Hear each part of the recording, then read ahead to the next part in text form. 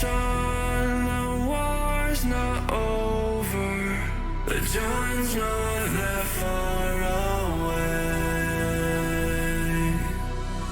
Hop back on the saddle soon. You saw this soldier. The dark can consume your brain. All we ever wanted was a little air to breathe. But all we got are ashes of our old memories. They can try to take me down, but they can't take me to my knees. No, you'll never take me. Not my choice, but it's my blood to bleed. I'm fatal.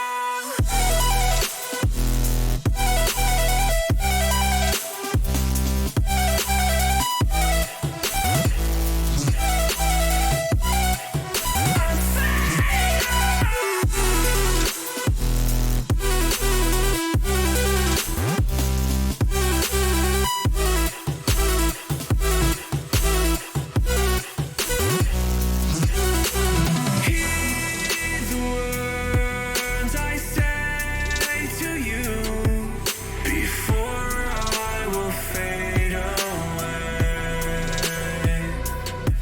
I need to know what you can do.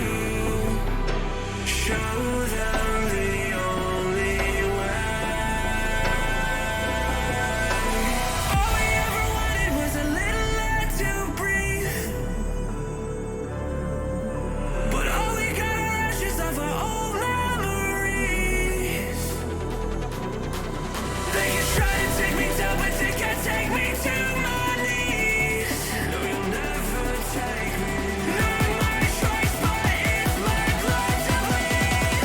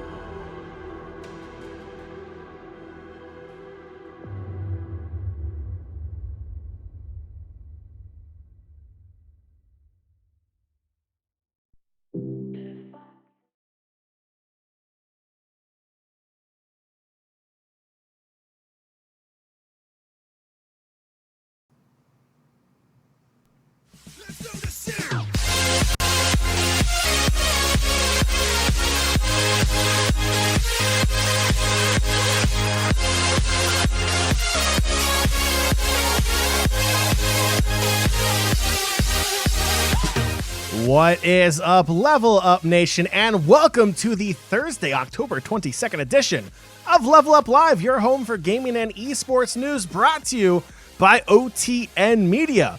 My name is Fiasco. You can call me John, and that dude bobbing his head right next to me, who has been here since the beginning with me, Joey, the king of the courtside.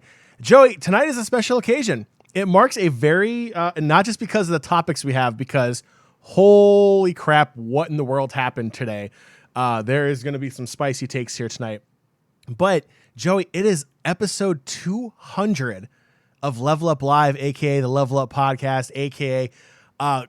4 years, because I believe our first episode was July 31st, 2016 of LvLUp Live. Yeah, we've gone through a few different iterations, like a weekly episode, a bi-weekly episode. Now we have 2 episodes a week, so it's jumped around here and there. We do have some surprises regarding that for you guys today, though. Absolutely. So, Nation, those spicy takes I was talking about, you're going to get them live here on the show also. But if you're following us on Twitter, if you're following not just Joey and myself's Twitter account, but the show's account, you would be up to speed with what we're going to be talking about today. So I can't encourage you enough to follow the show on Twitter, Instagram, and Facebook at LvLUp Live. That is at LvLUp Live. And again, follow your favorite hosts on Twitter as well. Joey at Courtside King, myself at Fiasco. You're watching here live on Twitch. You need to figure out how to spell them right beneath those mugshots you're currently staring at. Those are our handles. If you're listening on the podcast later, they'll be in the show notes for you below. Nation, as always, if you wish to listen to the podcast version of the show, the LvLUp Podcast is available on Spotify, iTunes, Google Play, and Stitcher. And since you're listening to the podcast already, why not leave us a really awesome review? Reviews do go a long way to help grow the show and reach new listeners, so we would appreciate you taking a small portion of your day to leave us a really awesome review. All right, Joey, let's lay it all on the line. What in the world are we talking about today, and how spicy are these takes going to be? Okay, guys, so we have a lot going on today. First of all, we're going to look back a little bit on the past of LvLUp and kind of where we started and where we are now. And from there, diving into a few topics, not a ton this week. We did cut a lot out for these major topics to hit on, especially. We're talking Google Stadia and their creative director making some comments today that a lot of people found controversial. We're talking AOC's inaugural Twitch stream as well, with some Among Us and Pokimane and a lot of other big creators out there. Ubisoft announced Ubisoft Connect this week. Xbox, they have announced that there's going to be mobile games with touch controls now that you can stream from the cloud or from your console. So big stuff there as well. A few other topics here and there. And then I think we're going to wrap things up with a little 200th episode question and answer at the end for the audience as well. Again, guys, I know the majority of you are podcast listeners, so we can answer some questions that you shoot in via email or Twitter later on. I think we might do something a little fun for Halloween too. So we will keep you in touch on that one a little bit earlier on than we did for this one. All right, Joey, it's going to be one of those episodes. It's going to be a spicy episode, but also because we're taking a look in the past to our origins, I have a feeling we're going to definitely need this next segment. Of course, I'm talking about the drink of choice. There's a lot going on in the world, Joey. Your beverage of choice, sir. Okay, so I meant to get something a lot fancier than this, but I have not yet. We had an open bottle of white wine from my wife in there, so I'm drinking a Chardonnay. It's from California. I believe it's actually a Costco brand. I think it's Kirkland brand that's left in there. She had a giant party, so we have a ton of wine left over, so we are still working our way through that before I can pop open champagne or anything like that. Fancy. Okay. Joey, I, for whatever reason, am a glutton for punishment, and I have a feeling I'm going to be watching, if we want to call it the debate afterwards, after this show is over, the presidential debate, and that's air quotes for our podcast listeners because there was nothing presidential about the first one. I'm saving my liver because I have a feeling that I will be severely intoxicated while watching that. So it is spooky season, so it's Mountain Dew Voodoo. So it's their seasonal mystery flavor for Halloween that they put out, and it is absolutely fantastic. So I'll be sipping on that throughout the show in anticipation of destroying my liver watching the debate afterwards. All right, Joey, let's get right into it. What are we doing first? Normally, we throw it off to gaming and esports news. Normally, we throw it off to rosters and everything. What are we hitting on first on special episode 200? Guys, kicking things off, we're going to take that little bit of a look back in the history of LvLUp. John's going to show you guys some of the original logos and kind of how the logo progressed to where it is today. And we're also going to play a little bit of a clip. So For those of you who are not with us live on the show here, you can watch this back on YouTube or on Twitch if you get it within time. But on top of that, you're going to get that audio clip as well. And of course, as John slowly dies on the inside, yes, 100% correct there. Let's see here. Why is Discord not pop up? There we go. Look at that. On the fly IT mechanics right there. So Nation, if you haven't been with us through this entire journey, this was our original logo. And this was actually the polished version of the logo. Yeah, I was going to say, that's not the original. No, it was definitely not the original. I tried looking for it. Thank God I can't find it. It was worse than this. This wasn't bad. This was actually pretty good. So I was a fan of it. It was pretty cool. We did end up switching it to, let me see here. Let me see if I can find the other rendition here. To something. Yeah, I mean, it definitely came quite a ways to where it is today. I mean, just at the beginning, like if he finds it, guys, it had like this icy look at the beginning. It was like this, was it like light blue with like green accents? It was super funky. I have to. Okay, so Nation, here's what we're gonna do, and it took a lot of convincing with Joey to do this. But we heard the demands. We heard the demands from people in our Discord. We heard the demands from some of our other viewers and listeners. This was something that was actually requested. And Joey, it's gonna be a little cringe. It is gonna be. It's gonna be a lot cringe. We are gonna play a portion of episode 1 entitled the inaugural episode because, nothing fancy at that point in time ever existed, it feels like, from July 31st, 2006. We're going to take a look at how far this show has come. So again, it wasn't live on Twitch. It was all audio recorded. Did we even use Discord in 2016 to record these shows, Joey, or were we using like Skype? I think this was Skype, and I think we were using Audacity, but guys, we were on much less quality mics than we are now, and the rooming, I don't think yours was as bad, but my room echoed like crazy.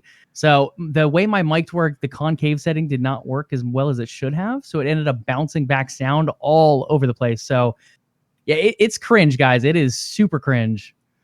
All right, so let me go ahead and press play real quick. We're gonna skip ahead a bit. Here we go.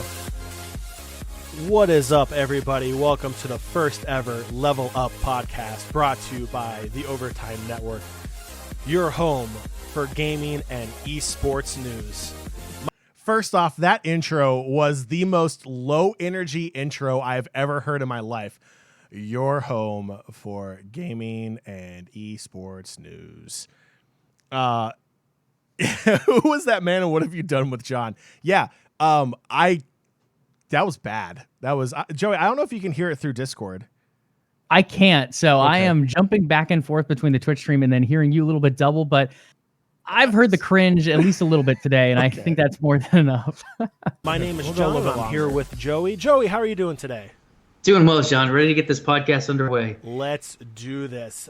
So what we're going to do first, just for everyone, since we're all new here. It's so bad. We're going to give you a little rundown of our topics, and then we're just going to hit the ground running.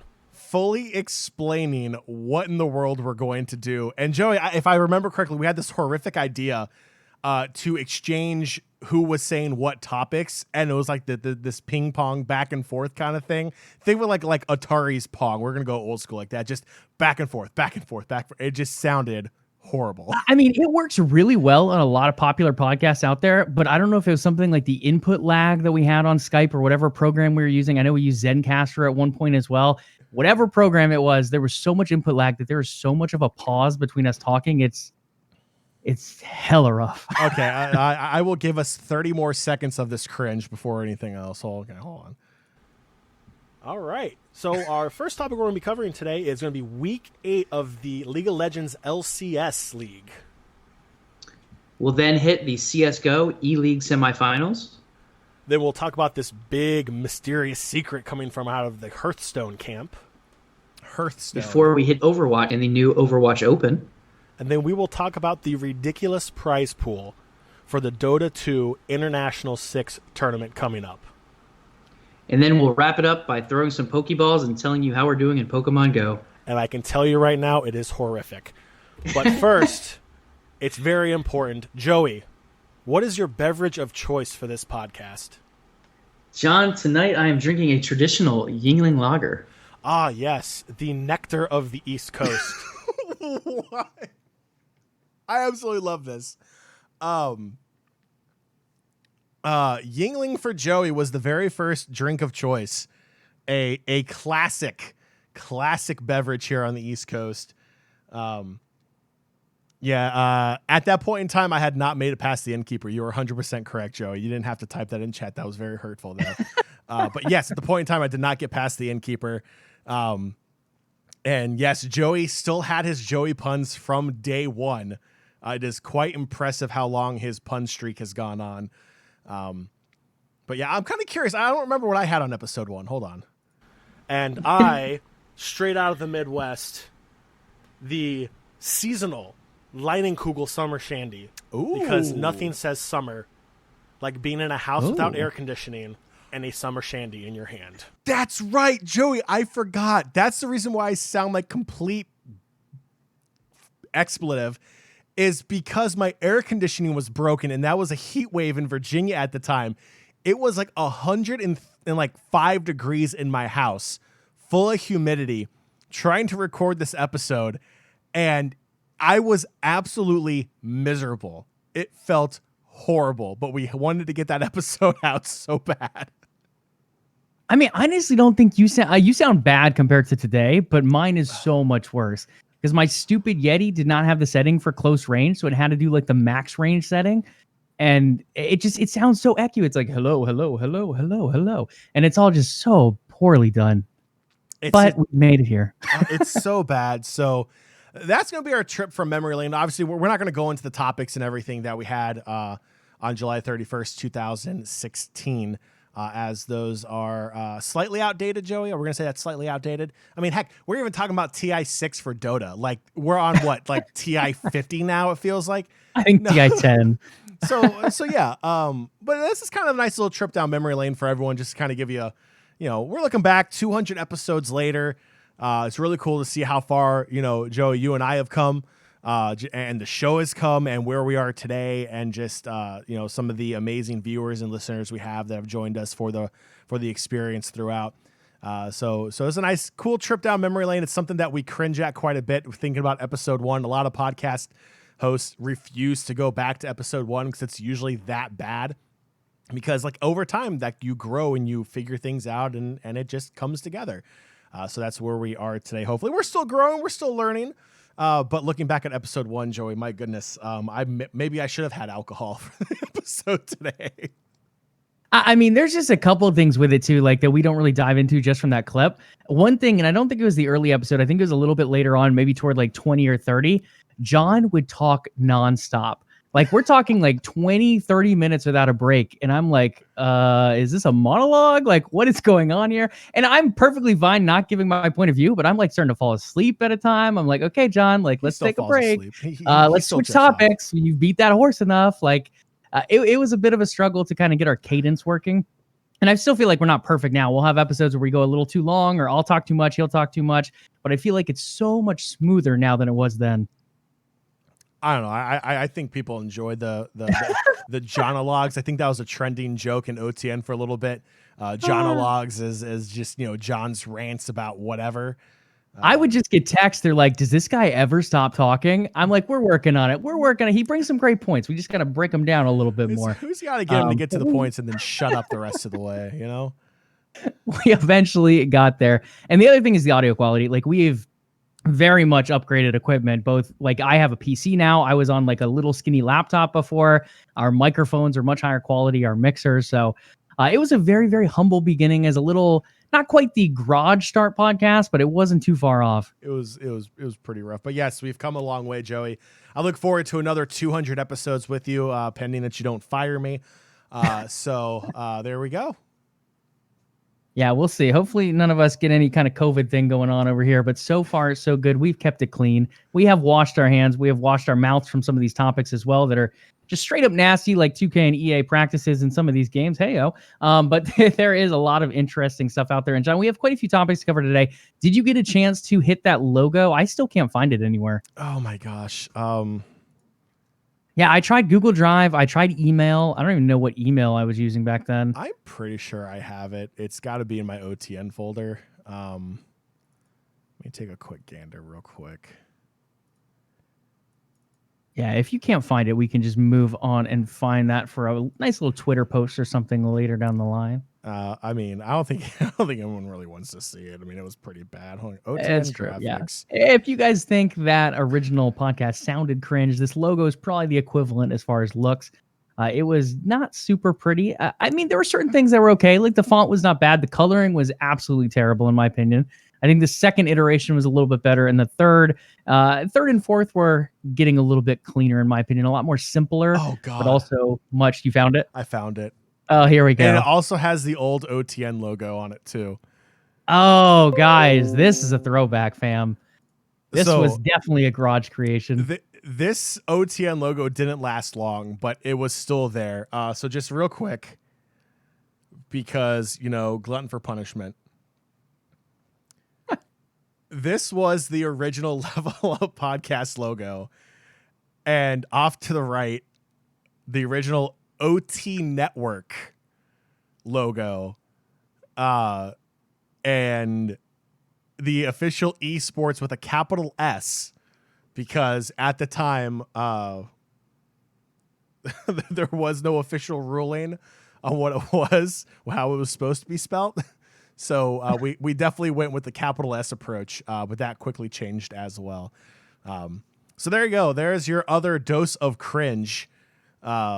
God, I don't know if I want to tweet that out, Joey. That's just bad. Oh, no, we won't. Now that we No, found it, I this know, is it's- live audience only. yeah. For those listening, I know 99% or whatever listen to the podcast. You can check this one out on YouTube. We're going to keep it nice and hidden in the archives over there. I'm just gonna go ahead and we're just gonna go ahead and take that off the screen, because that is just not worth viewing anymore. That is something else. Yeah, that first OTN logo, Sporkle's like, you guys just added an N. Yeah, so we added the N. We got rid of network under it. We changed the font up, and we moved it to the side a little bit. It's So it got italicized. some nice little facelift stuff. Now it looks a little bit more, not quite ESPN-y, but it definitely has more of that letter-looking feel, as opposed to two giant block letters over a little network right under it. It was so bad. So bad. We have come a long way from audio equipment to cadence to logos to much, much more. Yeah, Fnatic facelift. I like that. Got rid of our little I and switched it around a little bit, made it an N. Hey-o. Why's it got to be Fnatic, Squircle? Like, I don't understand. Like, that's just. Squircle just knows where. No, I'm not. He's an NA gonna end up fan. taking my words on He's this in the one. he's in the same boat as I am. We both suffer together. It's fine. What do you mean? NA set a record at Worlds. They had Shut the up. first team Shut to go up. 0-6 Shut in up. groups. Shut up. I don't want to hear it. And from pool 1 too, which makes it even worse. It's okay. I think Fnatic set a record too. We were the first team to get reverse swept in the quarterfinals. So hey, we're all winners over here. Let's all go record Western setters in one way teams. or another. Let's go. What a mess. What a freaking mess. Okay, John, from here, you want to dive into topics and we'll open things up to a little Q&A type of thing at the Let's end, do depending it. on what our audience is looking like here for the live show. Let's go. Okay, this first one is a giant mess, and John and I are probably going to go off on this one for a little bit, as we already have on Twitter, but we may as well just dive right into it, So one of Google Stadia's creative directors decided to speak out about how he thinks streamers should be paying developers and publishers for license to stream their games today. That happened on Twitter. It was probably the tweet of the day overall. The gaming community went completely off on him. The direct quote, for those of you interested, Alex Hutchinson, it reads as follows: "The real truth is the streamers should be paying the developers and publishers of the games they stream. They should be buying a license like any real business and paying for the content they use." While Hutchinson's bio, if you look at it on LinkedIn as well as his Twitter bio, it says he is a creative director at Google Stadia. We dove a little bit more into this. I think it was Jason Shearer who came out with the exact information.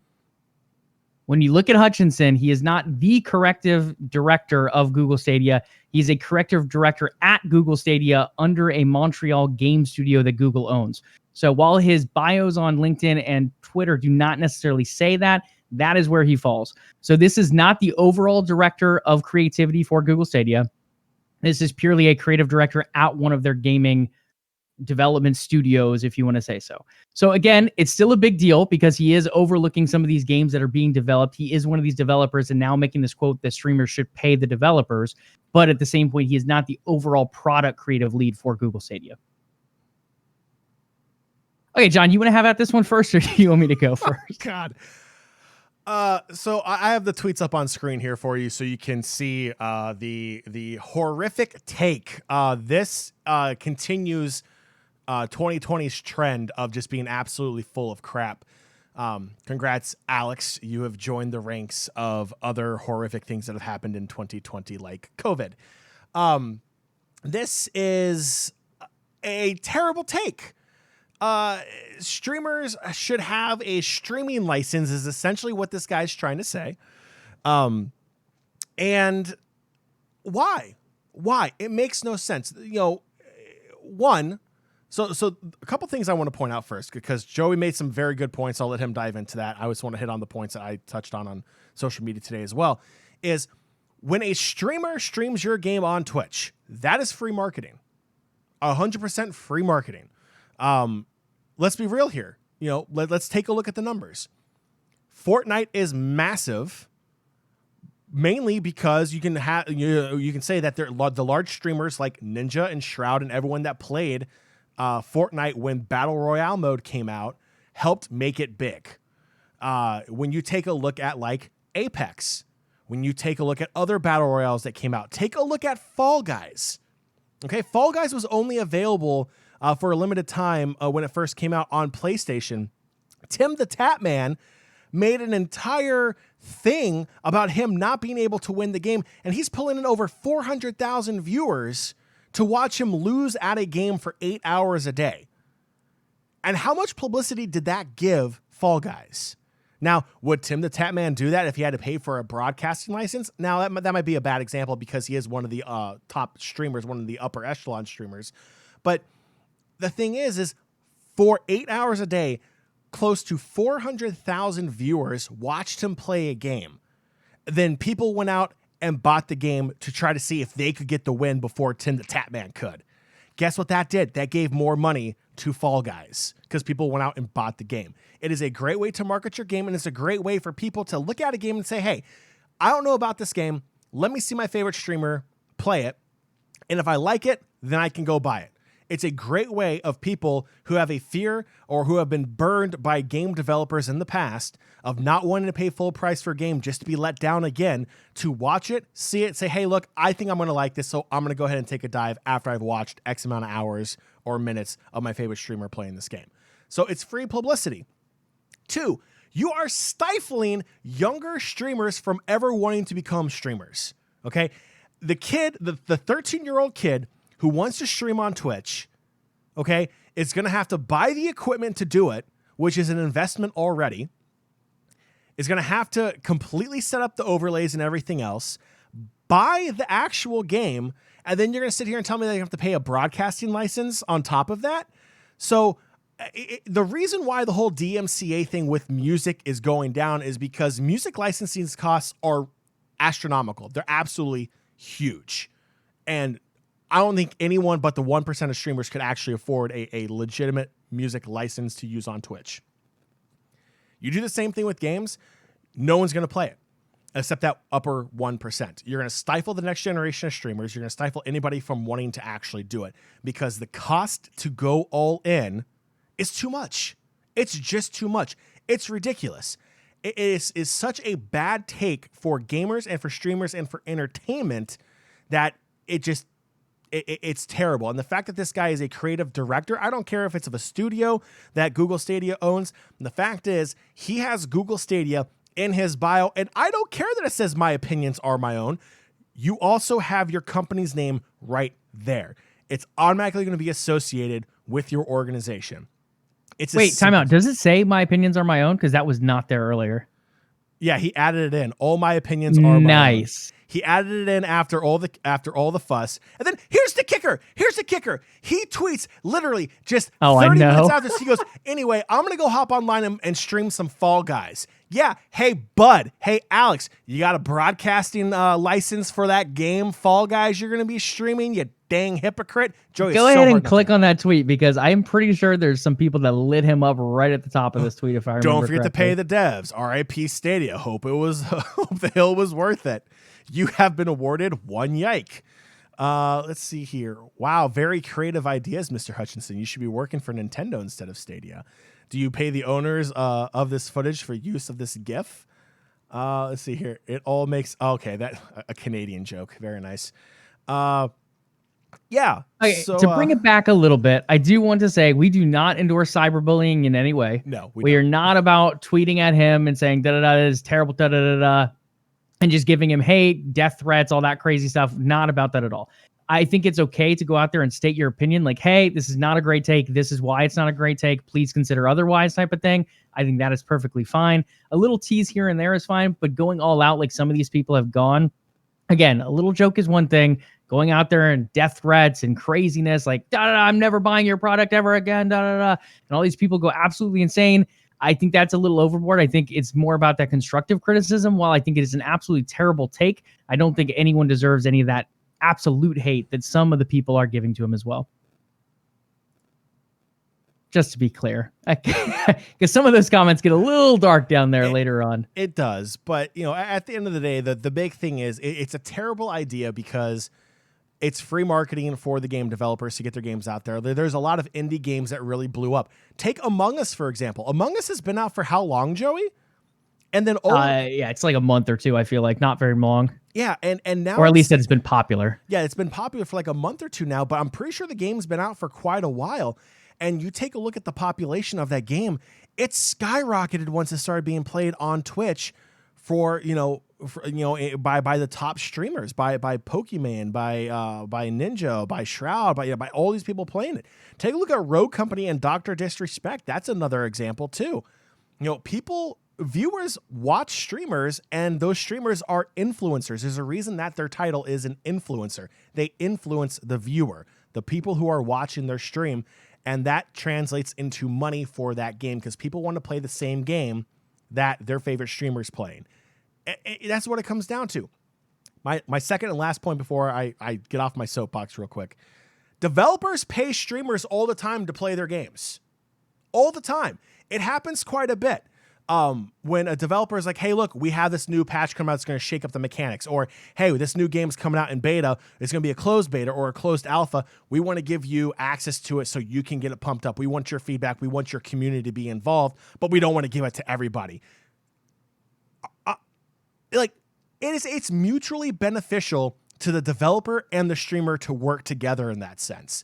So this hot take, which is anything but hot, from Alex is an absolute joke, and he deserves every ounce of criticism he got. Again, cyberbullying is not okay, but constructive criticism is. Good way to end that part, John. Tots over in chat as well. 2018 was the release of Among Us. There you go. So guys, like John was saying, it's been out for a couple years, yet over the course of, I would say the last 2 months, it's really absolutely popped off as a game, mostly due to these streamers ending up picking it up. So a lot of growth in that area for a lot of these indie titles.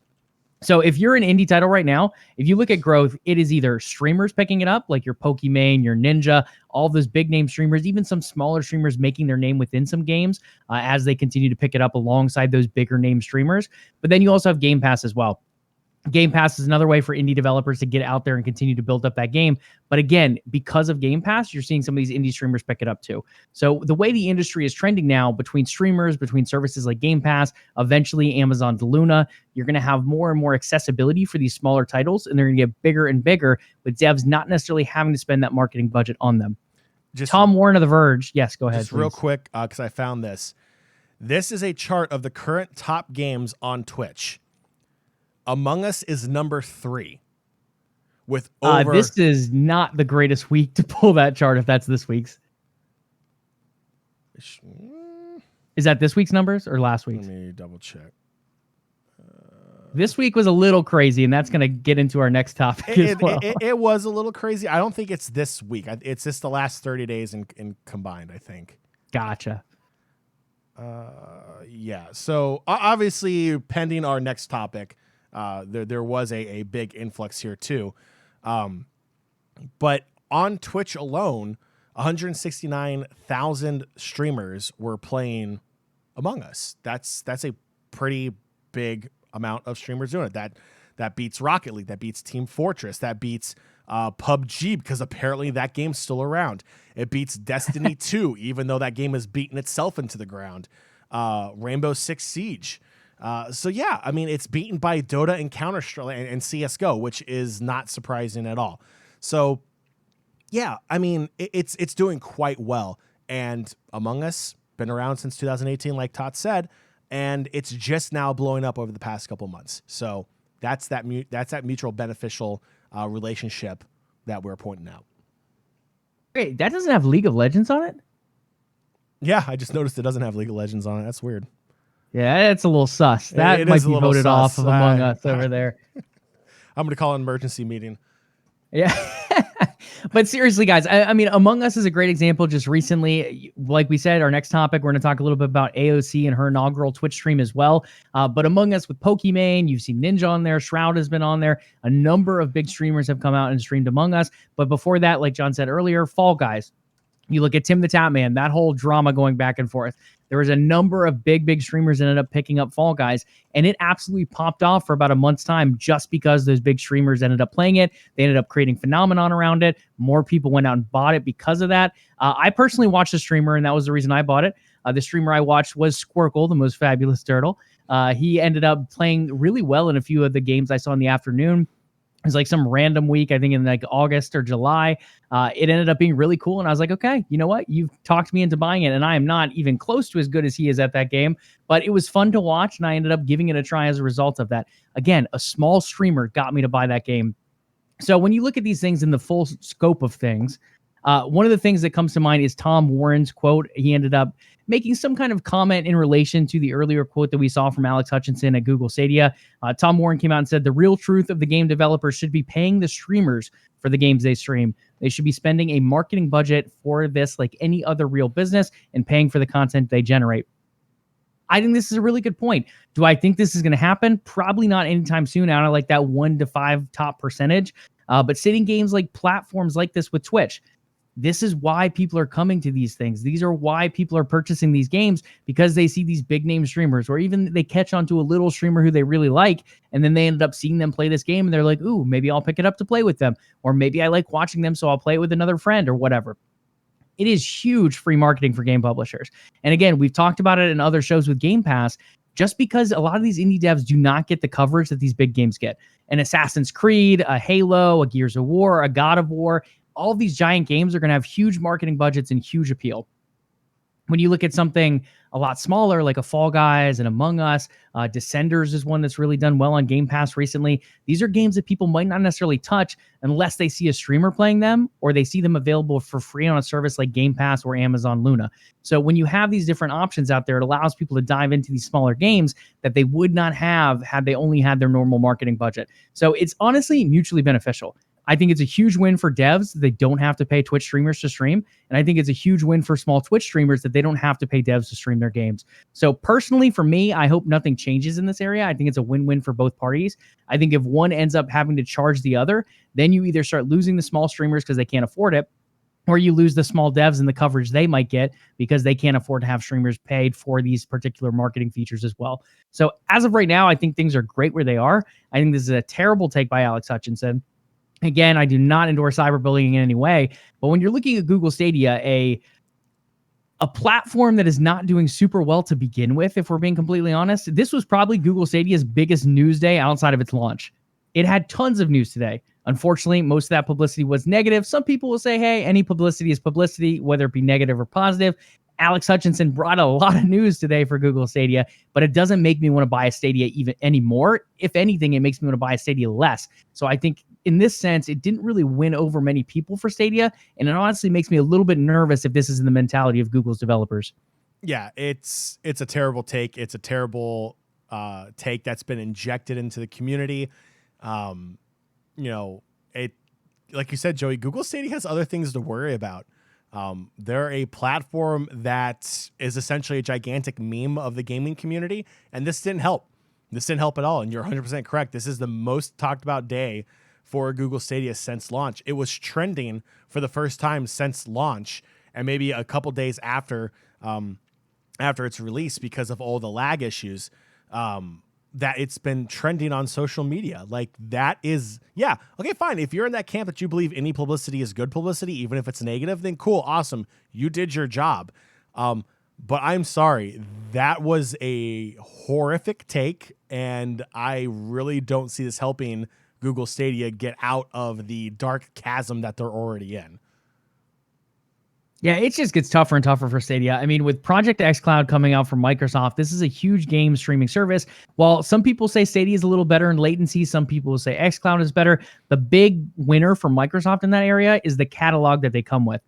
When you look at Google Stadia, they have a lot of third-party games. They don't necessarily have a lot of first-party content yet, while Microsoft comes in with a ton of first-party content. And then you look at other stuff like Amazon Luna. Amazon's big win is, one, they're Amazon. Two, they're available freaking everywhere.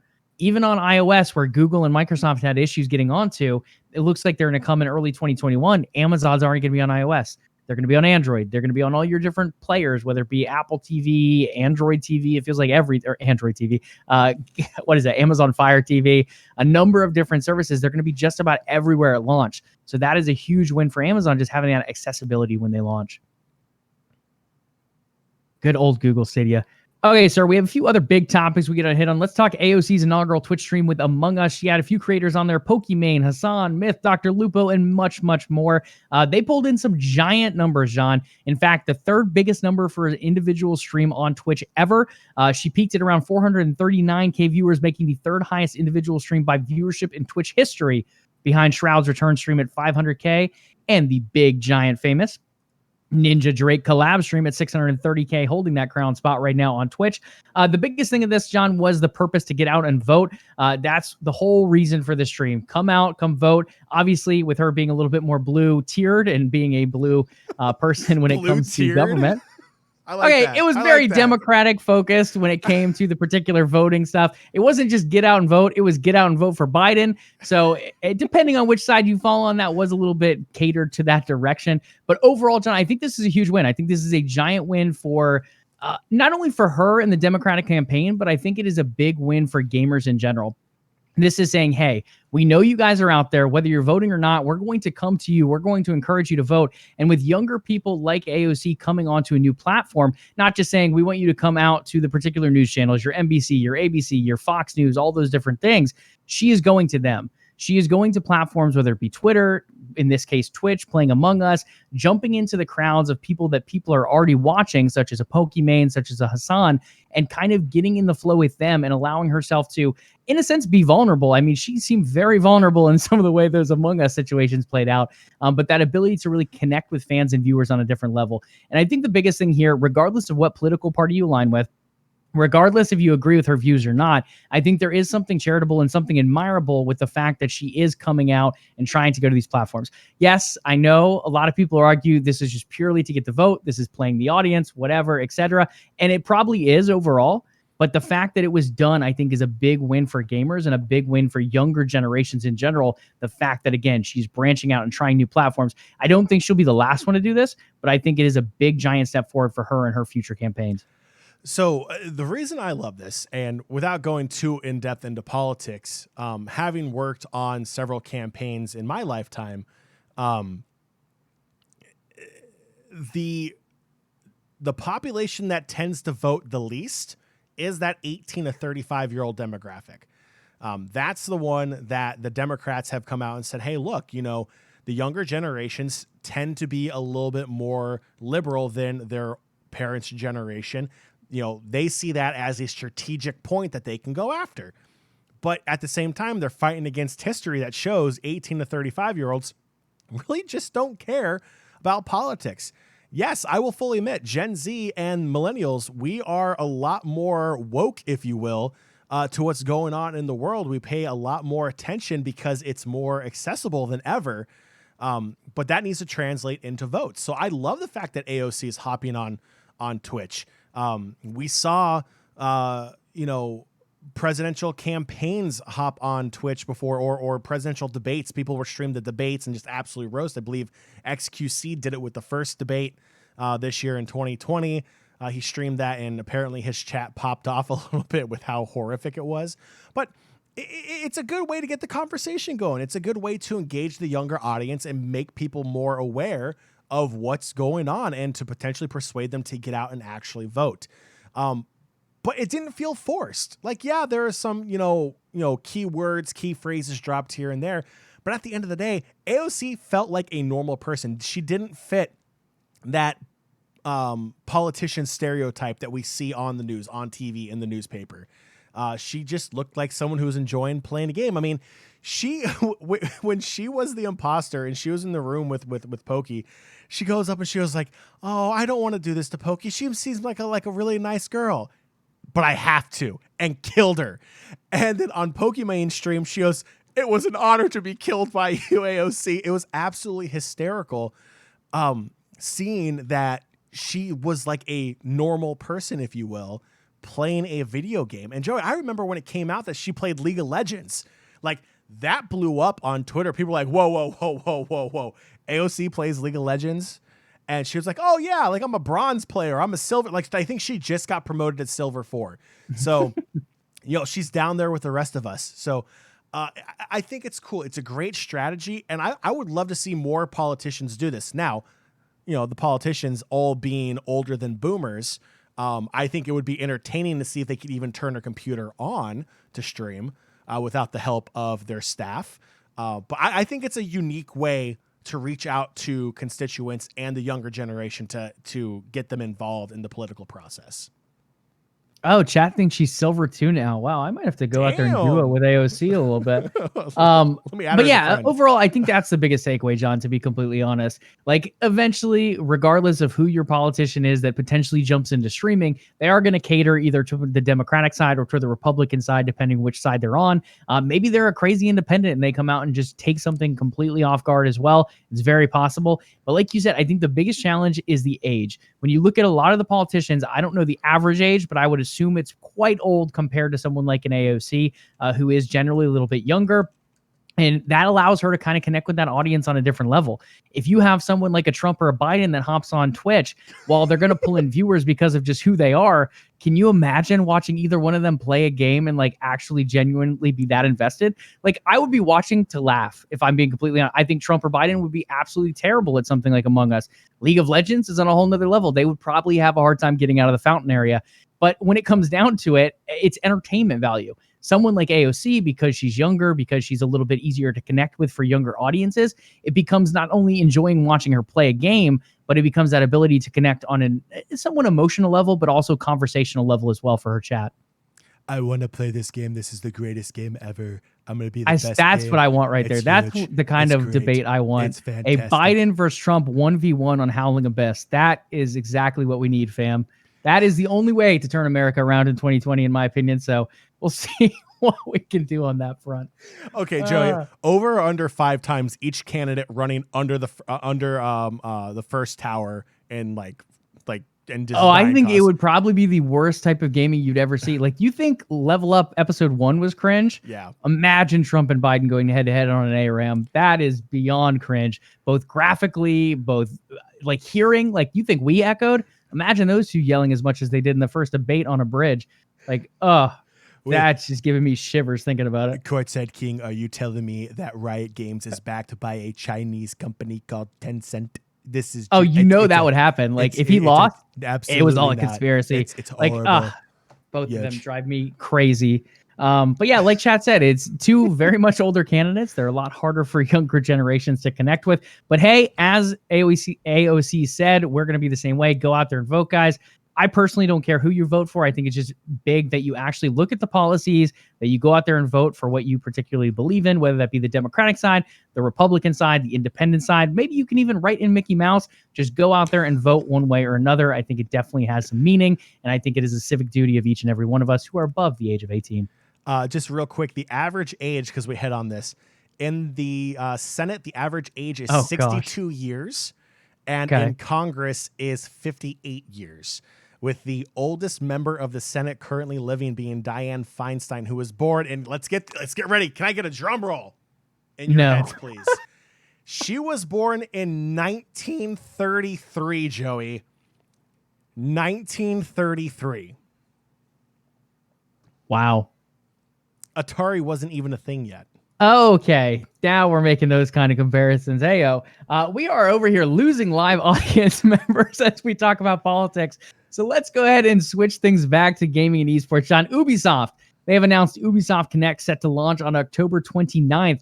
It's soon to be released, Ubisoft Games and Beyond. So any of those new Ubisoft games, whether it be Watch Dogs, whether it be Assassin's Creed Valhalla, any of those new games and beyond, Ubisoft Connect will allow users to save their game progression, as well as connect flawlessly accessible to that game save. So if you end up playing on PC and you want to pick up that save on your Xbox, on your PlayStation, on your Nintendo Switch, now those saves will transfer back and forth.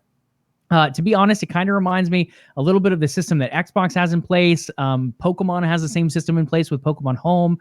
Just something like that where there's that cross-play ability as well as cross-save opportunities. Destiny is another one who implemented it on the side of Bungie recently. So overall, if you're going to jump into an Ubisoft game like a Watch Dogs and Assassin's Creed, you no longer have to have a different save file on your console or your Switch compared to your PC. It is now completely shareable between both of them. As gamers, I think this is a huge feature. I was a giant fan when it got added into stuff like Destiny, when Xbox added it in for a lot of their first-party games. I think this is a big, big win for fans of Ubisoft games. Oh, gosh. Chat. Yeah, I'm glad someone clipped that. That's going to be fantastic. I'm scared of what that is.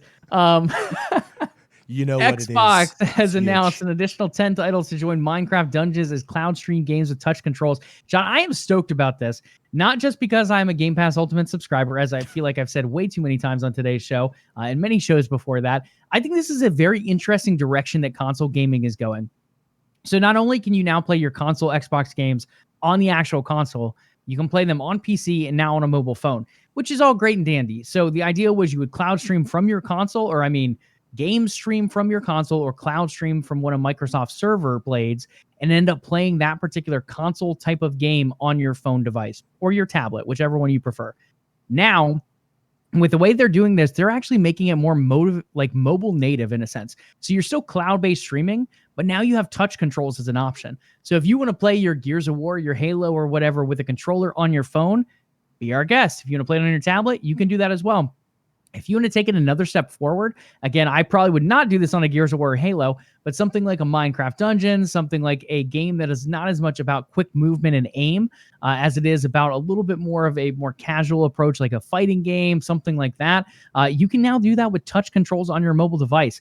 I think this is huge, and I think, yet again, it's another big step forward for cloud gaming, and I expect Amazon to add something like this in soon enough for Luna as well.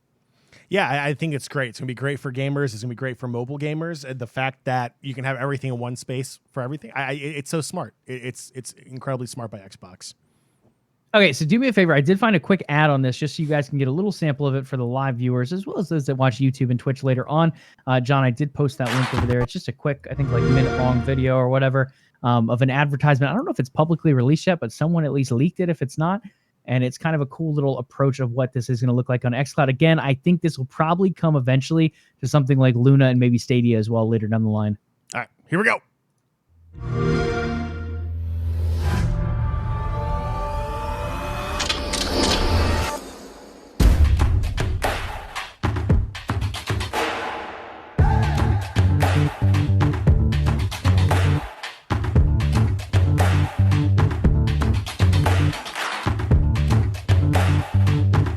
Tell me why.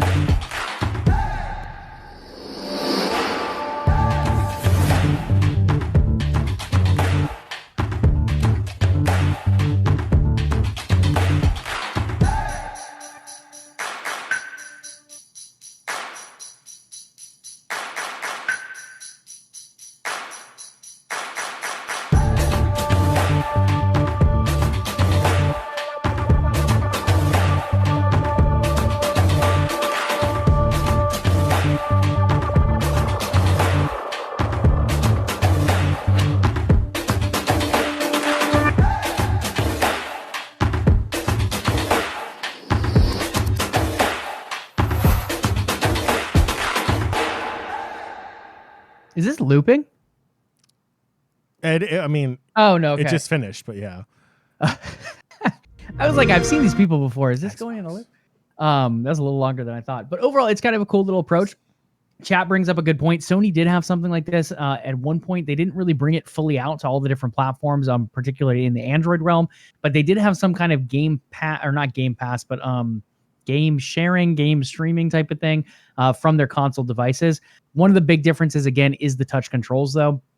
To my knowledge, Xbox and Microsoft are the first ones in this area to bring those console games with mobile touch controls. I could be wrong on that, but overall, I think we do see more and more people doing this. And I think it's a huge win for accessibility. If you're someone who doesn't necessarily want to own a controller or doesn't necessarily want to own a console, now you have the ability to pick up a mobile phone, say, hey, I'm going to subscribe to this Ultimate service. I'm going to go ahead and just stream cloud-based games from the Xbox Microsoft servers and play this game on my phone. Again, you don't even have to have a controller anymore. There are going to be native touch controls, at least for, I believe it's like 11, 12 games at this point that are out there. So a few different options. I think more will come later down the line, but at least for now, you do have some of those first-party options already available. Anything else to say on this, John? I think this is super cool. Again, I'm not super I like mobile gaming here and there. I haven't really tried too much cloud gaming out yet. I haven't really felt the need to with what I've heard of the latency so far. Personally, I've tried it. The latency wasn't terrible, but I'm also right near a console or a PC most of the time, so I haven't had the need to really jump in too far into it. But I am curious to see how that technology improves over time, and I think touch controls is a big step forward for accessibility. Anything else, sir? Sounds good. I like your take. Very spicy. Okay, so we are coming up on 9 o'clock here. We do have the debates coming, which unfortunately are not on Howling Abyss later tonight. We were going to do a little Q&A, John, but I'm wondering, do you want to do that tonight, or are you going to bump it with the debates coming here in the next couple minutes? I'm open to whatever. If you want to try I'm open to whatever as well. We can take a question or two. We'll see if anyone has a question and go from there. If not, we'll wrap it up. Either way. Yeah, we didn't really advertise it well, so maybe we'll do something like this later on Monday or Thursday of next week too. We'll put it out on Twitter. We'll send out some emails to some listeners, et cetera, et cetera. Those of you, again, I know most of you do listen on the podcast. We didn't really say anything about this. It kind of crept up on us. We were debating between a few different ideas for today's episode, and then we ended up having this thing called work during the day, and it kind of sucked, and it kind of went longer than it should have, and we didn't quite get to put all those ideas together this week that we really wanted to. So we are, oh gosh. First question, who's better, Cloud9 or Fnatic? Guys, you already know the answer. Just look at the World's results. Fnatic made it to the quarterfinals. Cloud9, where did they make it at Worlds, Sean? We made it to the quarterfinals the other year. Hello. We made it to the semifinals the other year. I don't care. And who did you lose to in that year? Joey, we don't talk about that. Oh, there we go. Sure. Now, obviously, organizations are bigger than just one team. I think if we look at the full scope of things, Fnatic probably wins at CSGO. Dota 2, I would probably tend a little bit toward Fnatic as well. Rocket League, I would definitely tended toward Cloud9. Again, they've decided to exit that scene at this point, but I would definitely give them the overhead on that one. They are the Season 1 Overwatch League champions with the London Spitfires, so Cloud9 get a little cred over on that scene. PUBG is a little bit of a toss-up. I think I would probably give that to Fnatic. Rainbow Six Siege, I feel like slightly favors C9 a little bit. But yeah, overall, I think both organizations are huge. I think when it comes to NA, C9 is a top 3 org. When it comes to EU, Fnatic is probably a top 3, most likely a top 2 org with most esports. So right there with G2, I would say. Cloud9 on the other side is right there with those TSM people, as well as Team Liquid. So there's a number of success between both teams. And John and I won't lie to you. John likes C9 more. I like Fnatic more. But we are fans of both teams, and we do like the way that Sam and Jack run both those organizations. So big shout out to both those orgs. But in the end, because League of Legends is the biggest esport in the world, I think I have to give a little bit of the favor to Fnatic. But he's not biased, of course. Not by, I mean, that's just a Cloud9 flag, right? Where? Exactly. What? I do have Cloud9 Blue next to that, though. Yeah, as long as you call it Cloud9 Blue and not what it really is, I'm completely fine with that. Oh, chat. The same person who asked that question, Squirkle over there in chat. EU does have a world skin for League of Legends, John, and NA does not as of yet. Well, now, Nation, that will I will do rebuttal it for that this a little episode. bit. We earned our skins on Fnatic before the Asian teams ended up joining the event. Since then, Western teams have not overcome those teams from, I believe it's been South Korea, China, and we've had Taiwan win over them as well. Stop the NA hate, Joey. Just stop the NA hate. Oh my gosh. Okay, we can take maybe one more question from chat, then we'll wrap it up with the presidential debate going on tonight. And again, guys, for those listening on the podcast, if you guys want to send in questions, I actually don't have our email up right now, but you can definitely do so on Twitter, and that is at LvLUp Live. Go ahead and shoot us a DM over there. We can maybe put out a tweet later this week for you guys to post some questions, and we can discuss those either on Monday and Thursday of next week as kind of like a little continuation of the 200th anniversary celebration, as well as a little bit of a dive into our Halloween events where Jon dresses up as maybe that Tom Kench costume he has promised all of us for years. We'll see how that all shakes out. Okay. I'm never forgetting that. So Tots wants to know, Joey versus Jon, who would win? What are we doing? Like, what are we playing in League of Legends? Are we fist fighting? If it's fist fight, Jon automatically wins. If it's a height comparison, Jon is definitely going to dominate that one as well. League of Legends, I think I could fight for my own. Rogue Company, maybe too. But we need to know what we're facing each other at over here. Yeah, I mean, if it's who's taller, I mean, Joey, if it's who's taller, it's not even an event. You're like 4'2", 4'3" okay. on a good I'm day? not that bad. I'm like 5'7". 5'7". I am quite short. As someone who's 6'2", I make up for it in brains, of course. You are the smart one. I'll give you that. Oh my gosh. I think we both have our strengths. Who has better stats? I think if Jon and I were like D&D characters, for example, I would probably give Jon the advantage in strength and constitution. That's like, you're brawny, like brawl type of strength type of thing. Okay, yes, I did just act that out. Stop laughing at me. Constitution being kind of like your health and armor statistics in particular. But he also has a creative edge that charisma, I think, is the stat in D&D and stuff like that in a lot of those games. I would give myself a little bit more of the intelligent side of things. Again, I'm not saying Jon is not intelligent. He is a very smart person. I just think when it comes down to certain strategic things, I tend to lean more toward the strategy side. He tends to lean more toward the brunt force approach. I just like absolutely devastating whatever we're trying to go after. Just shock and awe, baby. I don't know. Like, just absolutely demolish it. Oh my gosh, what a mess. I mean, no, I have beat the Innkeeper, Squircle. We talked about that in the beginning. I beat the Innkeeper back in 2016. Did you beat the Innkeeper though? Because I don't know if that's been solved. 100%. Yes, I beat the Innkeeper. You don't look super confident in that right now. No, I know for a fact. I streamed it on Discord, Joey. Oh no. Yes, I beat the Innkeeper. Okay. That age-old argument since LvLUp 1 has now been defeated. Jon has defeated the Innkeeper, apparently. We don't know if it's quite true. We're going to take his word for it because of that charisma stat that he just pulled out on that last question. I rolled a nat 20. Is more powerful? Whose Pokemon card is more powerful, Jon? Okay, Squircle, did not take 200 episodes. It was done by like episode 30. Like it was not done by episode 30. I will re-listen. Re-listen to every episode, Joey. I'll see you in a couple weeks. Fun fact, guys. So when OTN started, we decided to have a tournament at one point. We had a Hearthstone tournament. Oh, God. The graphic is rough, but it's a creative idea. Jon really put an interesting thing together for that. But I am pretty confident that Jon had not beat the Innkeeper by that tournament, and he was not able to enter even if he wanted to because he was not past that Innkeeper at that point. I don't think I even had the game downloaded. Like I don't remember. I'm not a fan of card games. I never have. That's like whenever we would talk about Hearthstone on the show, I could never talk about the actual game because I just couldn't care any less about that game.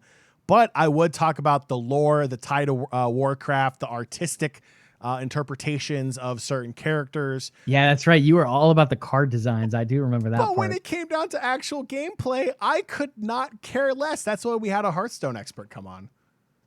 Yeah, it's true. And we had other casters for that Hearthstone tournament as well, a little bit that we did end up casting because Jon and I did not quite know our way around that game well enough. But that does bring us to another little thing that we have to hit on. I know the presidential debate is starting. Do you need to hop off? Or are you good over there? Oh, no, I'm good. I'm still looking for a drinking game. Oh, good. I might have to mute your mic like they're going to have to do tonight multiple times. Oh, yeah, I think one of the other things we're looking at moving forward, I know we do have a few of you still live in chat here. We're going to host some kind of different tournaments. We are partnered up with a number of other organizations. Rocket League is a big tournament we've been doing a lot in particular, where John and I are shoutcasting, but we do have some new relationships over at Twitch as well. So we did get access to Twitch Versus, and we're excited to kind of try that out a little bit. We're probably going to do some in-house events. So if you guys do have suggestions, feel free to post them in chat. Feel free to post them in Discord. I know League of Legends is one that's come up quite a bit. We'll probably look at some 1v1s, maybe some 2v2s, maybe 5v5s if we have enough people pull in for that. Rocket League is another one that comes up a lot and that John and I have casted a lot.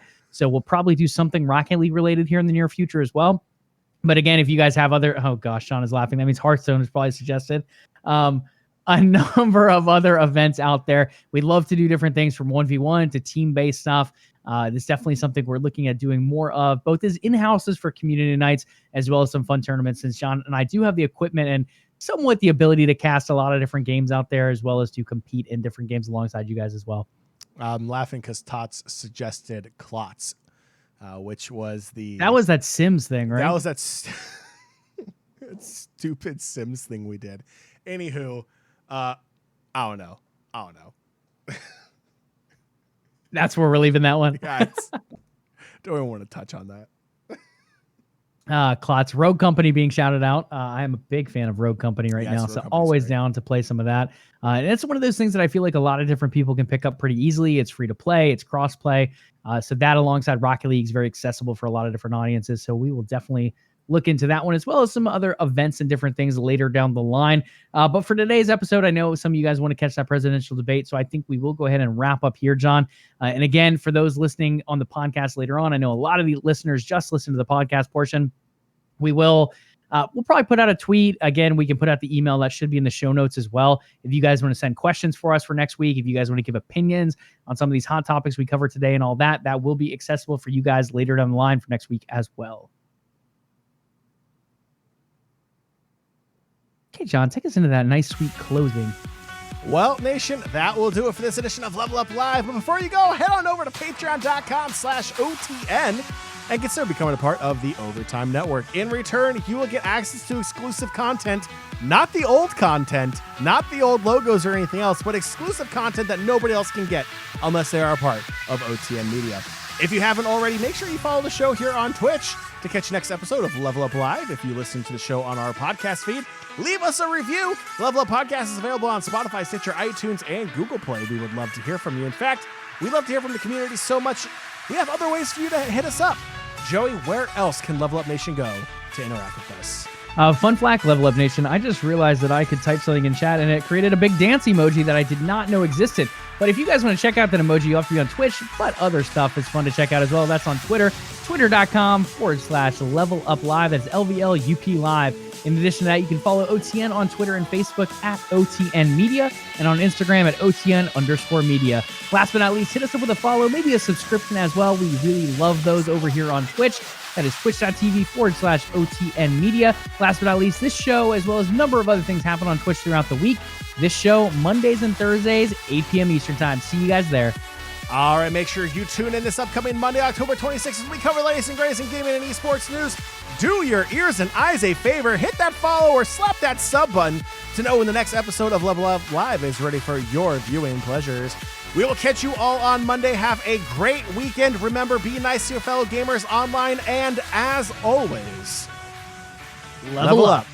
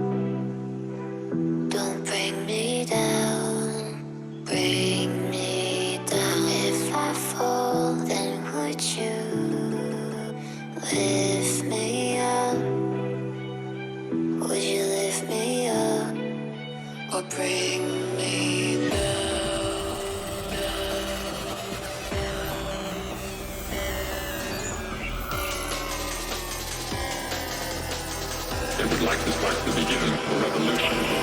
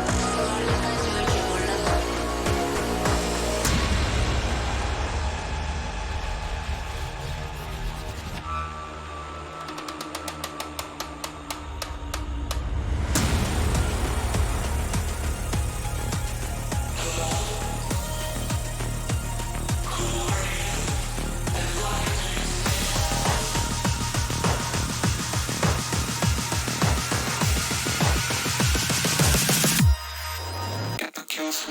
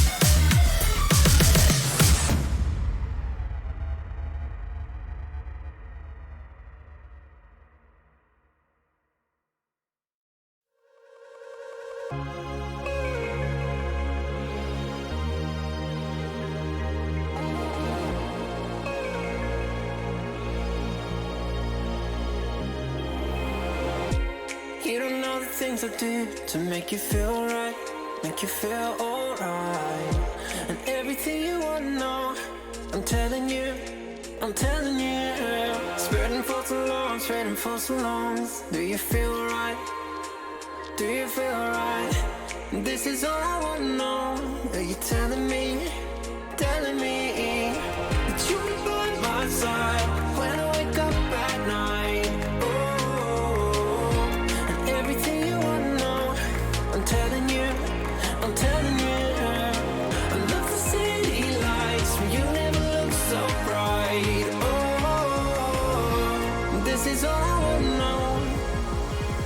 Tell me you feel alright.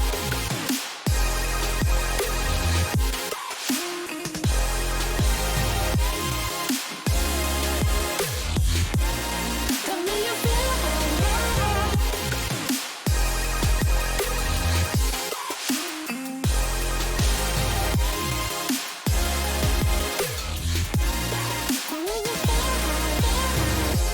Show me your face, don't push me away.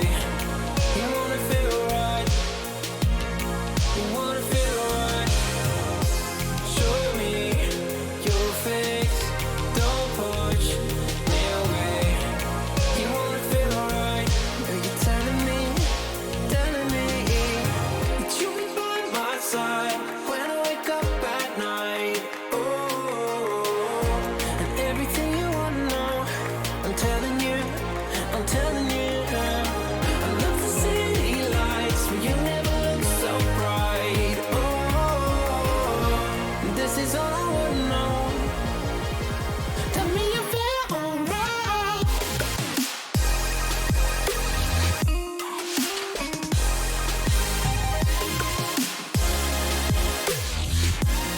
Tell me you feel alright.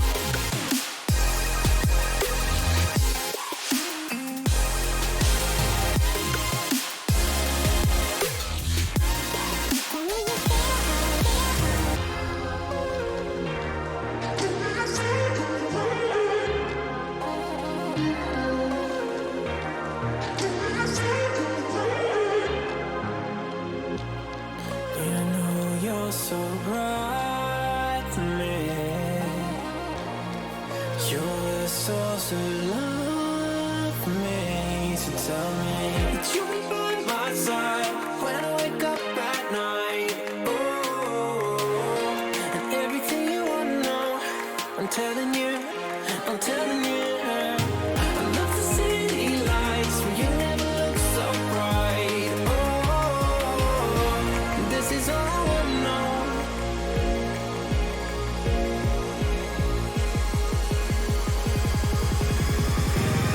Tell me you feel alright. Okay.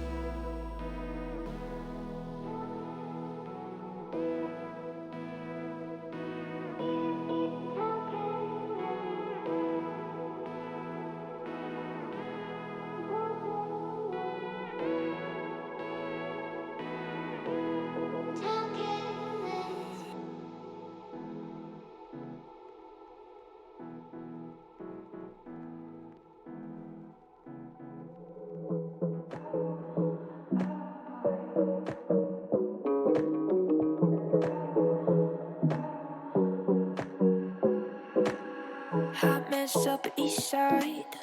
Heard about me, it's all lies. If you want good, change your mind, yeah. Don't want to intimidate, but more than just conversate. Don't want it to be too late, yeah. Know that I'm not usually your type. Darling, there's no need to be shy. See the curiosity in your eyes. Come a little closer, babe. I don't bite.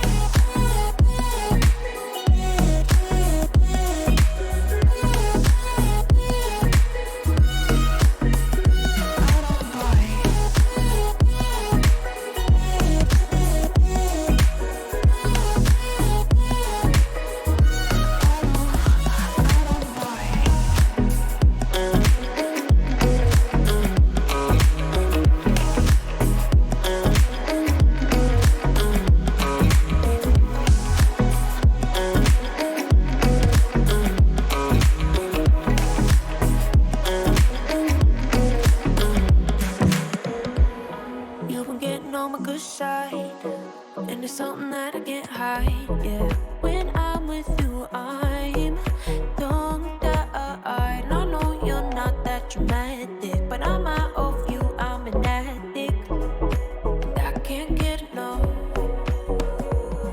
And I know that I'm not usually your type. Darling, there's no need to be shy. See the curiosity in your eyes. Come a little closer, babe. I don't bite.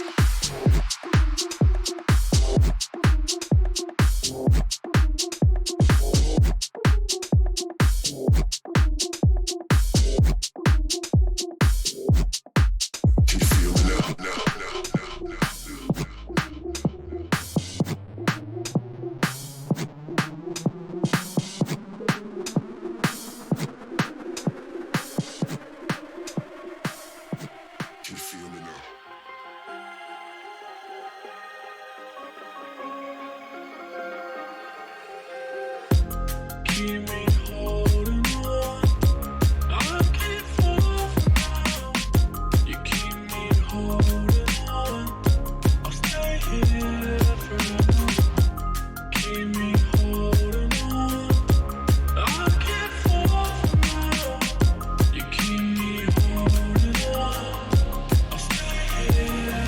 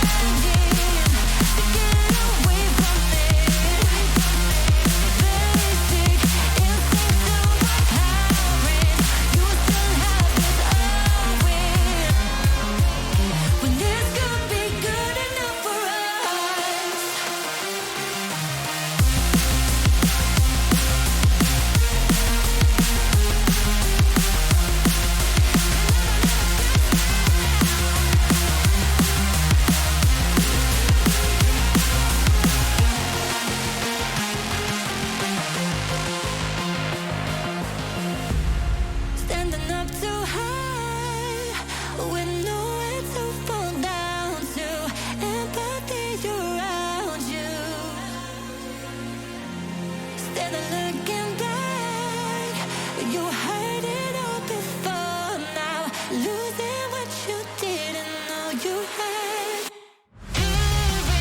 What you really needed, but you're really trying to get away from me. Basic instincts overpowering. You still have this open. There's gonna be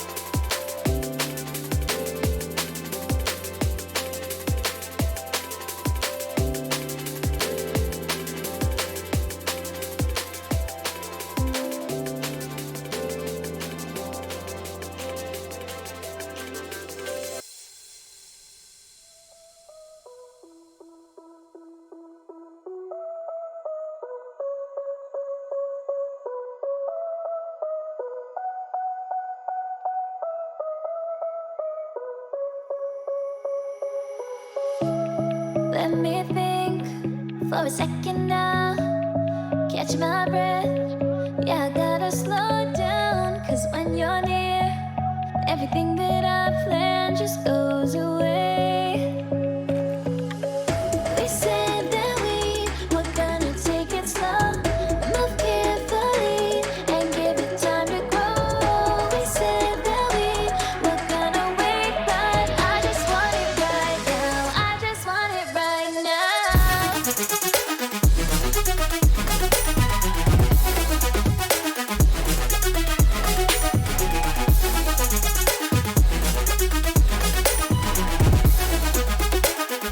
I just want it right now.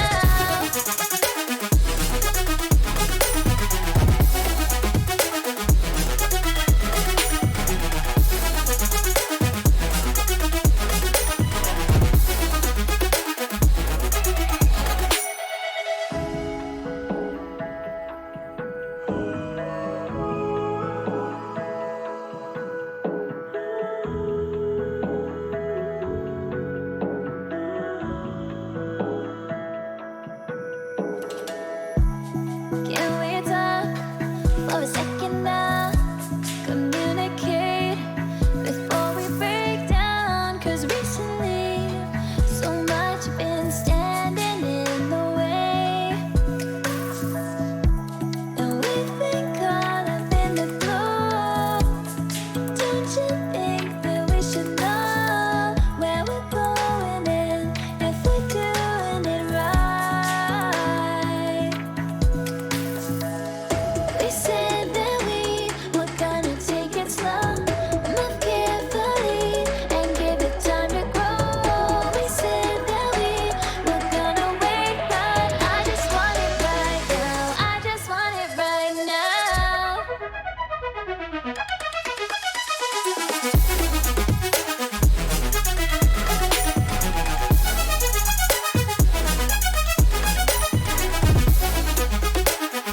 I just want it right now.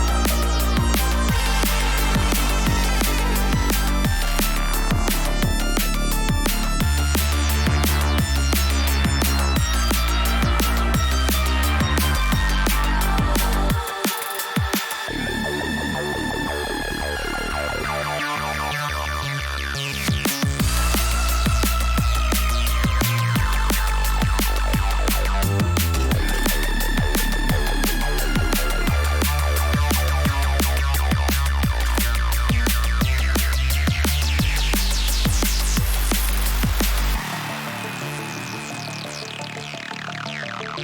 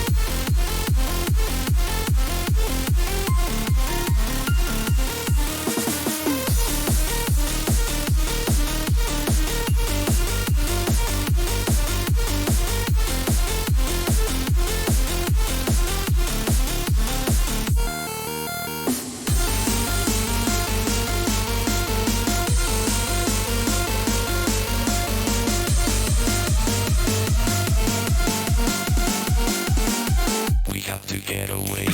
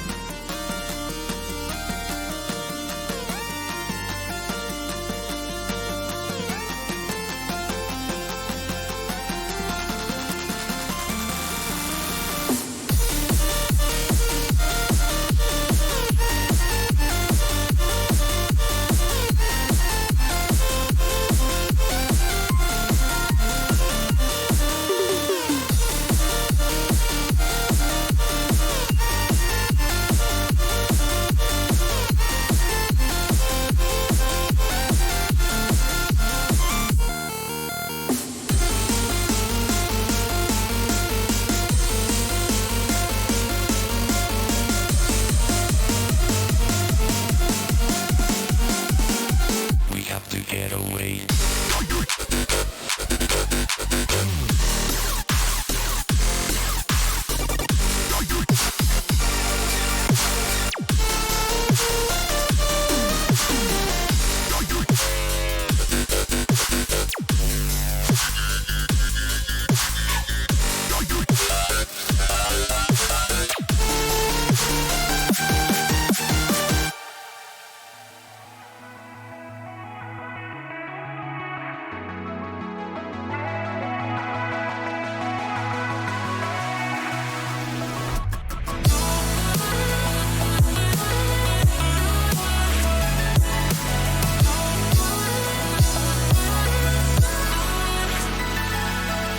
Breathing, I come short on air.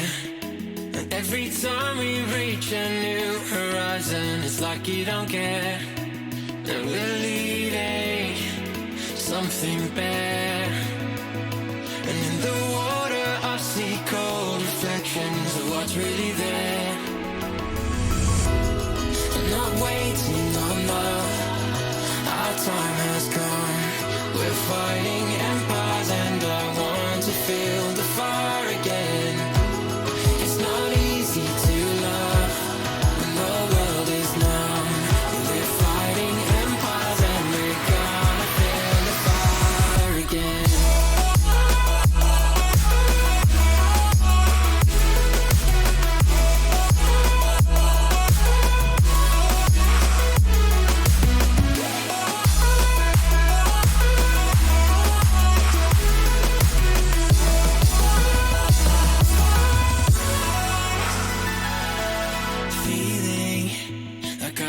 be there. And all the valleys that we're marching on through, not even aware. It's the darkness that's so hard to see, and I'm asking you to fight. Just about the difficulty breaking free from what's really there. I'm not waiting no more. Our time has come. We're fighting empires, and I want to feel the fire again. It's not easy to love when the world is numb. We're fighting empires, and we're gonna feel the fire again.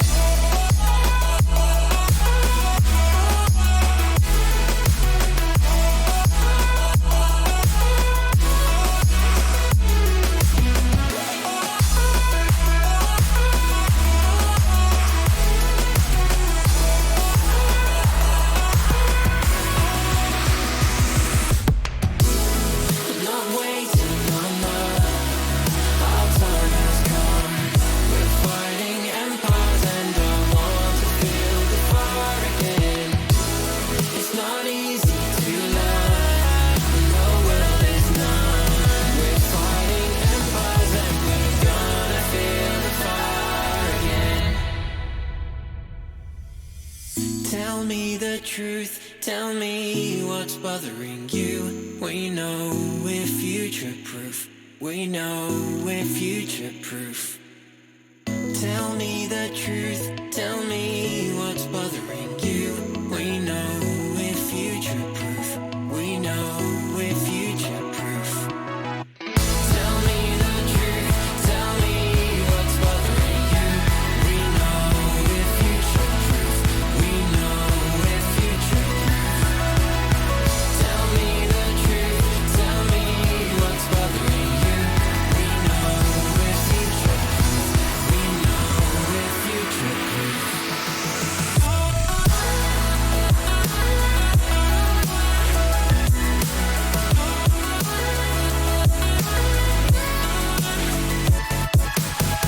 Tell me the truth, tell me what's bothering you. We know we're future proof. We know we're future proof.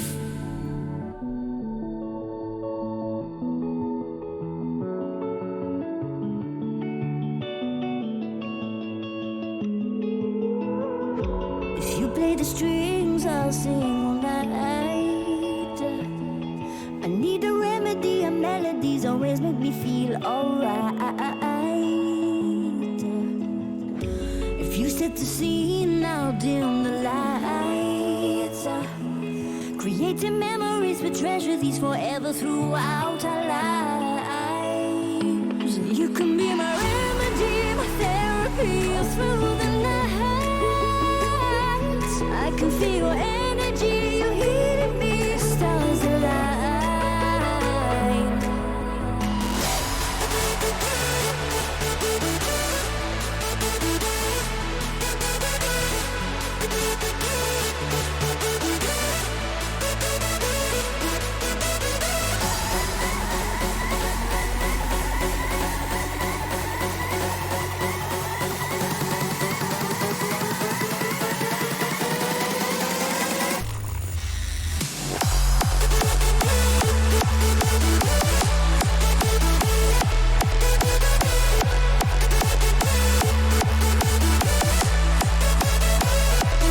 You can be my remedy, my therapy, through the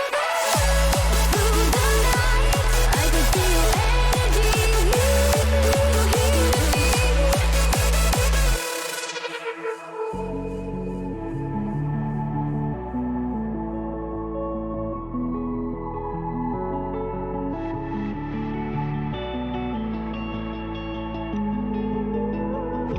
If you play those keys, I'll feel alive. It's the chemistry, I feel it deep, the strength I had lost revives. You know how it feels to sink in time. It's so heavenly, serenity forever throughout our lives.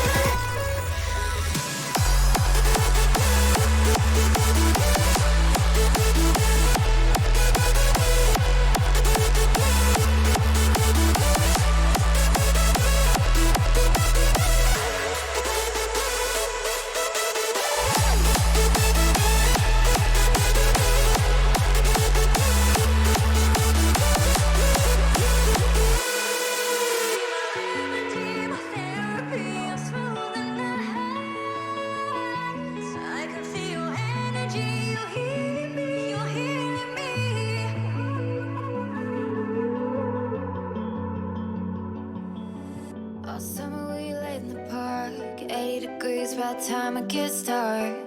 My head on your shoulder, I'm around mine.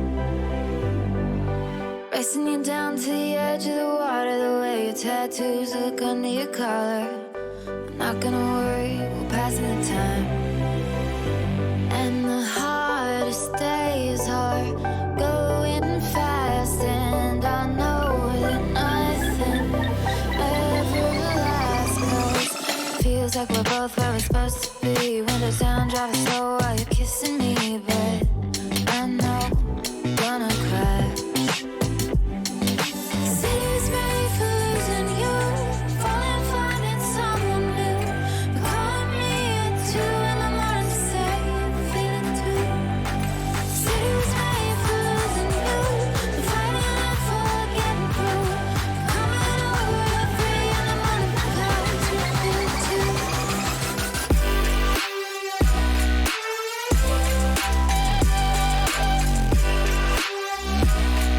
Cause you feel it too.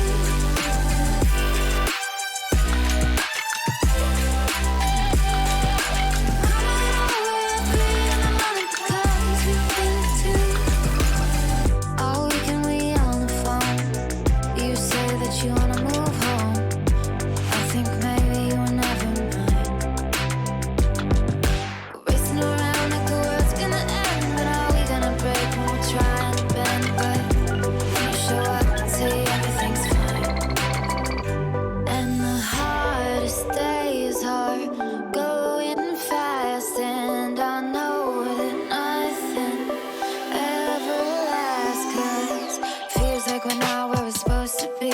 Wanna drive late at night with you next to me, but I don't think that I can last. The city's ready for losing you, falling, finding someone new. But calling me at 2 in the morning to say you feel it too. City's ready for losing you, but fighting and for getting through. Coming over at 3 in the morning because you feel it too.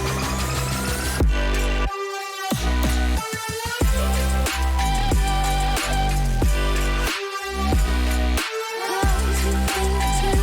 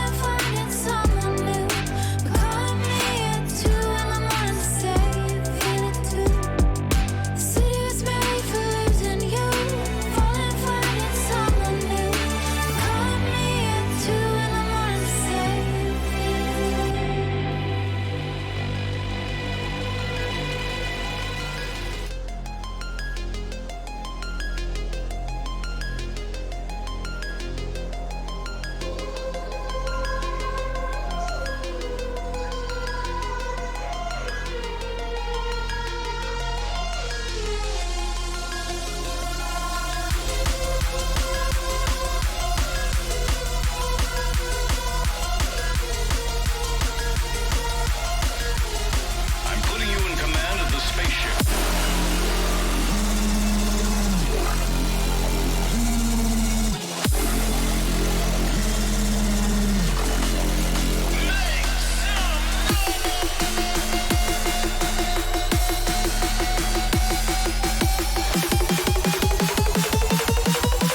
I was a little worried that I might be getting soft. Invasion.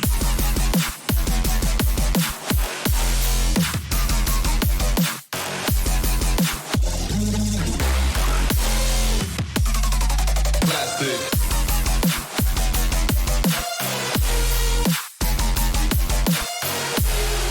We're getting slaughtered down here.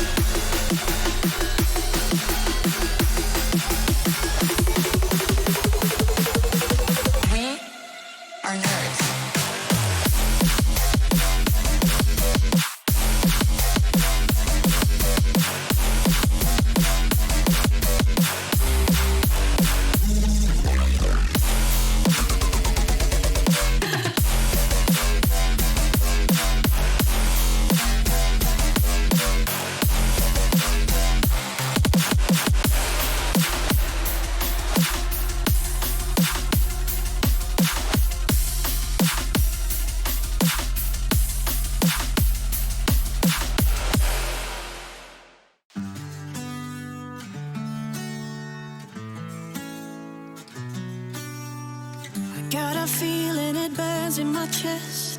It's growing larger with every breath I take. When I fight it, I hide it, it takes me down. Yeah, I know we created a mess. It's growing bigger with every choice we make. Yeah, we're here, we keep coming around. The more it itches, the higher we go, the harder we fall in and out of love. We should burn those bridges and never look back, but in the end we lose ourselves again. Together.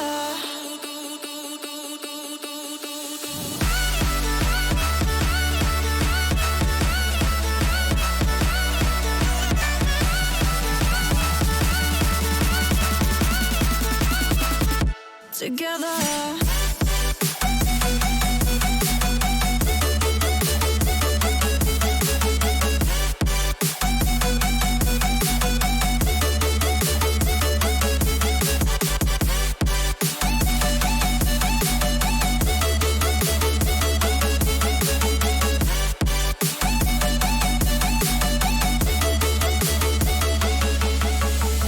The energy, yeah, it's blacking me out. Being so close to you, I'm paralyzed. So I'm breathing it in, everything. Oh, the more it itches, the higher we go, the harder we fall in and out of love. We should burn those bridges and never look back, but in the end we lose ourselves again. Together.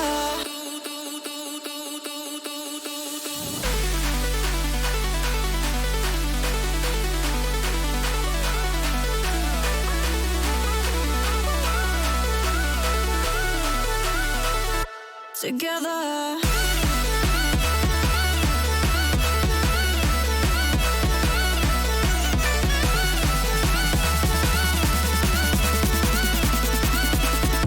Together.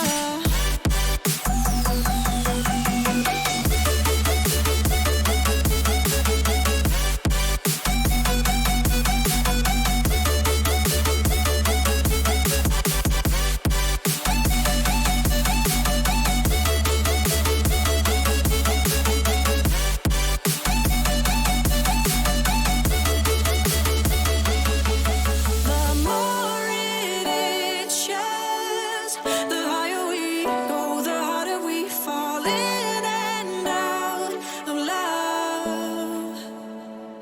Together.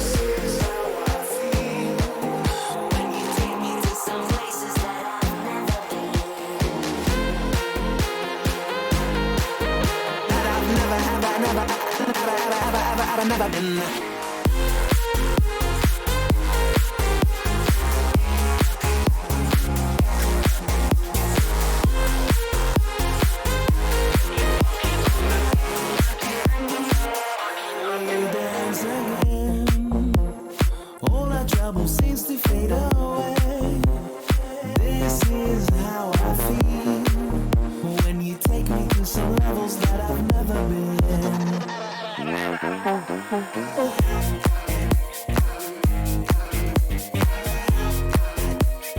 All our trouble seems to fade away. Will we dance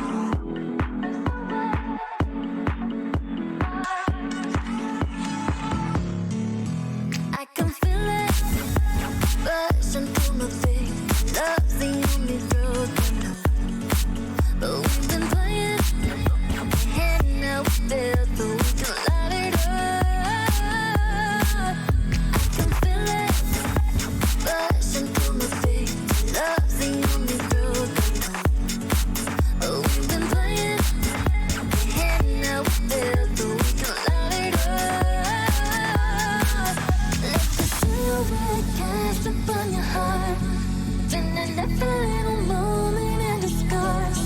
Baby, it's our chance to make a start so we can fly. Let the silhouette cast upon your heart, turning every little moment in disguise. Baby, it's our chance to make a start so we can fly.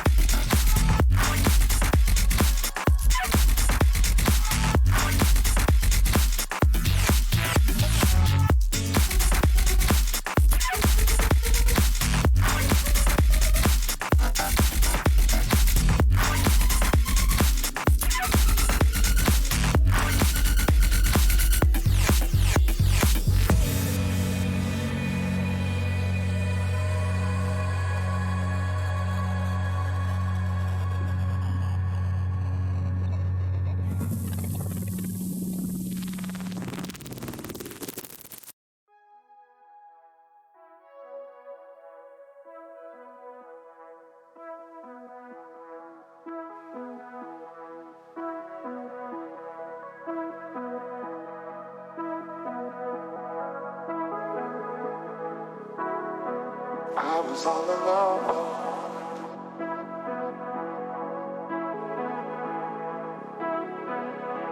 Then you showed up under my umbrella. Oh, shelter from the cold.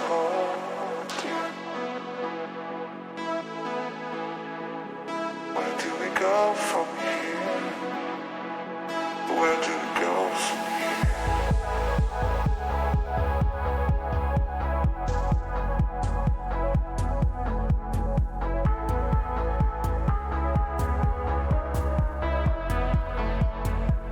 Where do we go from here?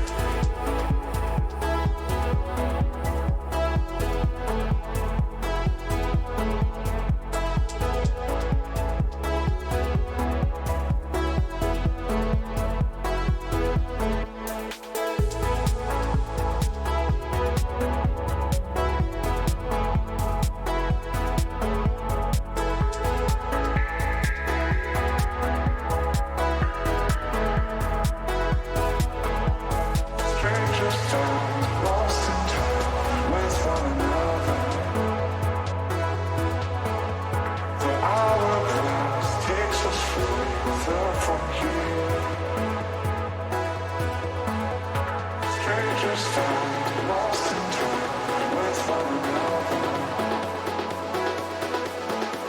The hourglass takes us further from here.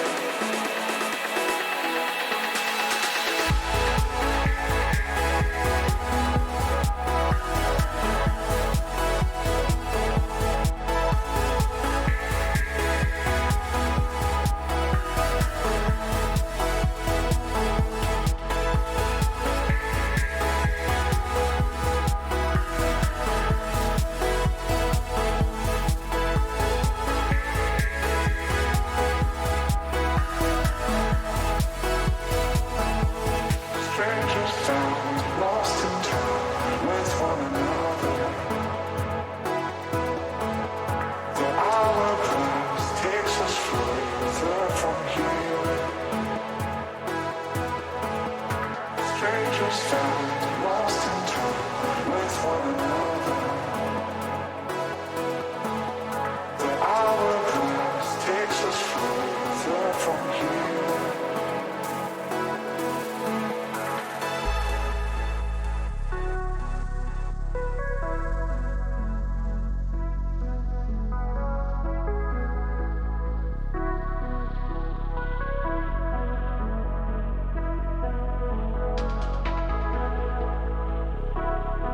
I was all alone.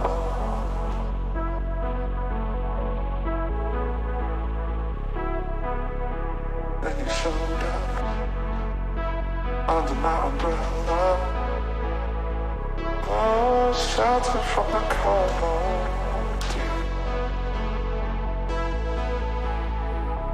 Where do we go from here?